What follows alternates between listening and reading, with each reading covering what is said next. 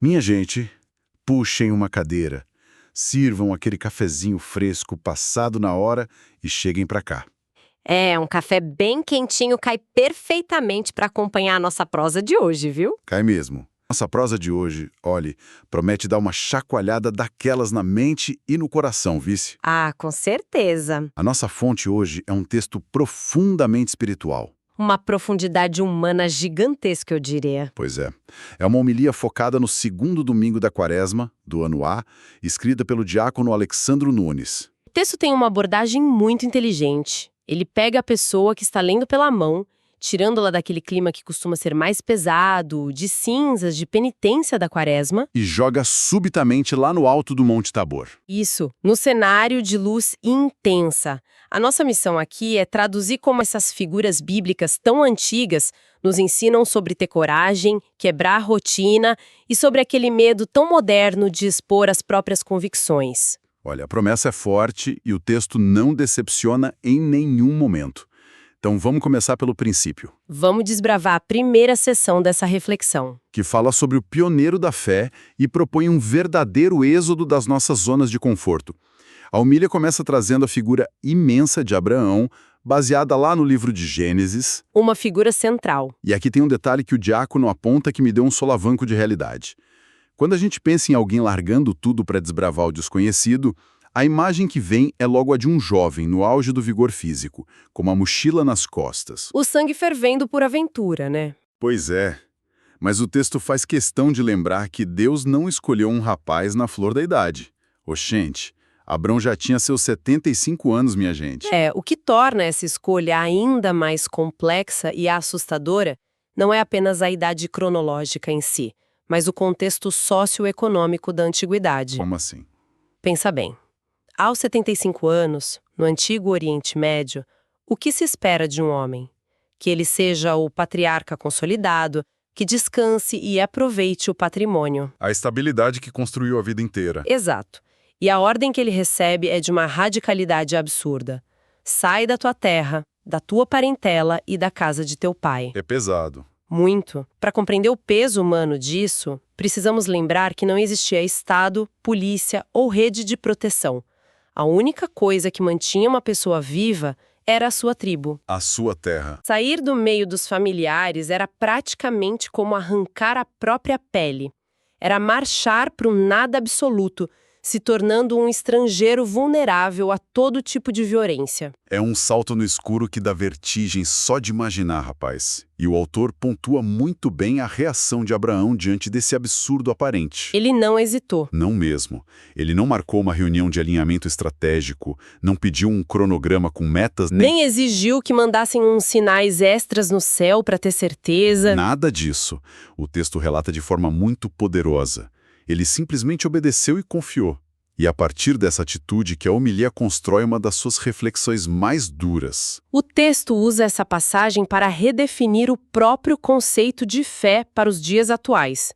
Apresenta a fé não como uma crença estática, um conjunto de regras que se assina embaixo, mas como um êxodo constante. Um movimento de saída de si mesmo. Perfeito. O autor lança um convite muito direto para refletirmos sobre o que ele chama de seguranças medíocres, planos engessados e os nossos famosos pecados de estimação. Eita, essa dói. A provocação central é questionar se existe na rotina moderna essa ousadia de Abraão ou se o que impera é apenas uma fé burocrática. Aquela atitude que cumpre tabela, bate o ponto, mas não arrisca absolutamente nada. Essa reflexão veste perfeitamente na sociedade de hoje, né? Com certeza. É muito fácil de se acomodar. Independentemente da crença religiosa de quem acompanha a nossa análise agora, esse chamado para uma mudança radical funciona como uma metáfora claríssima sobre o nosso comodismo. Quantas vezes a gente não se agarra a essas seguranças medíocres numa carreira que já não faz sentido, né? Ou em relacionamentos que não constroem apenas pelo pavor paralisante do novo. O texto diz que Abraão é o pai dos que creem porque esperou contra toda a esperança. Isso é ter a coragem de olhar para o próprio medo do desconhecido e decidir caminhar mesmo assim. E repare como essa transição nos leva a um cenário diferente na segunda parte da análise. A carta da prisão. Isso. A homilia muda o tom para algo muito mais urgente ao analisar a segunda leitura, baseada na carta a Timóteo. A cena é de uma gravidade extrema. O apóstolo Paulo está na prisão. E não estamos falando de uma penitenciária moderna com direitos básicos. De jeito nenhum. As prisões romanas, como a prisão mamertina, eram buracos úmidos, escuros, frios e fétidos, onde o prisioneiro dependia da caridade externa até para receber comida. A imagem é desoladora. O homem está acorrentado num lugar terrível, sabendo muito bem que o fim dele está próximo, que a morte é questão de tempo. E, diante disso, o que seria natural fazer? Escreveu uma carta chorosa, pedindo consolo, reclamando da imensa injustiça que estava sofrendo. Mas a atitude dele é de cair o queixo. Ele faz exatamente o oposto. De dentro daquele buraco, ele simplesmente começa a recrutar. Ele escreve para o jovem Timóteo e manda essa ordem: sofre comigo pelo Evangelho. Em vez de pedir alívio, chama o companheiro para a trincheira. O diácono Alexandro define essa passagem como uma expressão brilhante. Ele a chama de um tapa de misericórdia na nossa face. Um tapa bem dado. Paulo, mesmo destroçado fisicamente, instrui Timóteo a não se envergonhar do testemunho.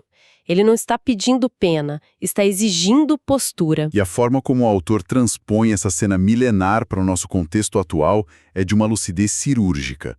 Toca numa das maiores feridas da nossa dinâmica social moderna. O medo de ser cancelado. Esse é, sem dúvida, um dos pontos mais altos do texto.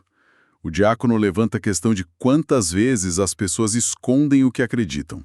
Seja no ambiente competitivo do trabalho... Ou nos corredores patrulhados da universidade ou na mesa de bar. Exato. As convicções são silenciadas pelo medo de receber rótulos, pelo pavor de ser chamado de careta ou ser cancelado pela turma. A pressão para engolir as próprias crenças é muito maior do que a disposição para se levantar. E o contraponto que o texto oferece é muito firme.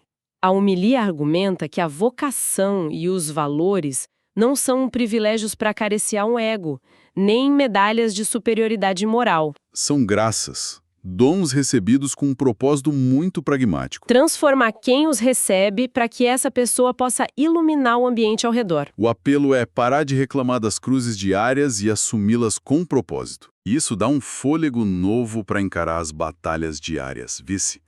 E falando em fôlego e luz, a nossa conversa chega agora ao grande coração litúrgico do texto.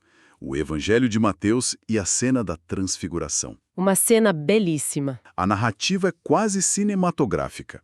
O autor descreve Jesus subindo o Monte Tabor, levando apenas o núcleo íntimo, Pedro, Tiago e João. E lá no alto, o rosto dele se ilumina. Fica resplandecente como o sol. As roupas tornam-se de um branco ofuscante. Como a própria luz. E aparecem duas figuras gigantescas. Moisés, representando a lei, e Elias, a personificação dos profetas. Esse é o ápice do choque espiritual que mencionamos. A experiência é tão avassaladora que a reação de Pedro acaba sendo o espelho perfeito de como a nossa mente opera. Dá para abrir o sorriso compreensivo quando a gente lê a intervenção de Pedro. Ele se mostra maravilhosamente humano, né? Muito humano. Tenta racionalizar o irracional. Ele fica tão eufórico com aquela paz absoluta que a primeira ideia que tem é estacionar. Ele propõe: Senhor, tá maravilhoso aqui. Se for da tua vontade, eu armo logo 3 tendas e a gente não desce mais. É a vontade universal de congelar um momento perfeito da vida. Quem nunca quis paralisar o tempo numa viagem incrível, fingindo que os boletos, as dores e os problemas lá embaixo na planície simplesmente deixaram de existir? Essa reação ilustra a quintessência da nossa psicologia. Querer eternizar os momentos de bonança e fechar os olhos para os vales escuros.